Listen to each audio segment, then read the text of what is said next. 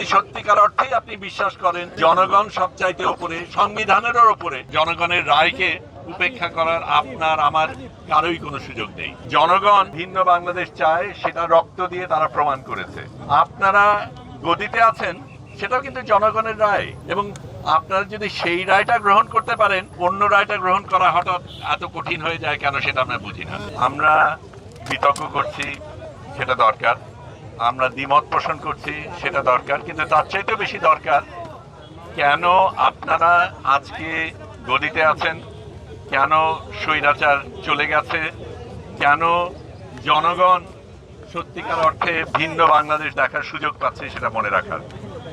আপনারা সংবিধানের কথা বলেছেন, সংবিধানে অনেক কিছু আছে, যেটা নেই সেটা হচ্ছে গণ অভ্যুত্থান, যেটা নেই সেটা হচ্ছে বিপ্লব, যেটা নেই সেটা হচ্ছে প্রধানমন্ত্রী পালিয়ে যাওয়া। সেগুলি কোনোটাই তার মধ্যে লেখা নেই, কিন্তু সেগুলিকে আমরা আলিঙ্গন করেছি, কারণ আমরা জনগণ ভিন্ন বাংলাদেশ চায়, সেটা রক্ত দিয়ে তারা প্রমাণ করেছে।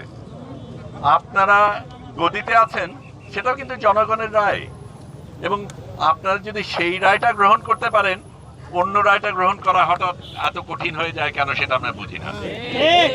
এটা নিশ্চয়ই সত্য যে যা বলা হচ্ছে তার সবকিছুর সাথে হয়তো আপনার মত না মিলতে পারে, আমার মত না মিলতে পারে। এখানে অনেকেই আছে যারা সম্পূর্ণভাবে পুরো জিনিসটাকে গ্রহণ নাও করতে পারে, কিন্তু সার্বিকভাবে রায় জনগণ দিয়েছে, এবং যেই রায় জনগণ দিয়েছে সেটাকে আপনার মানতে হবে। কারণ যদি সত্যিকার অর্থেই আপনি বিশ্বাস করেন জনগণ সবচাইতে উপরে, সংবিধানেরও উপরে, তাহলে জনগণের রায়কে উপেক্ষা করার আপনার আমার কারোই কোনো সুযোগ নেই।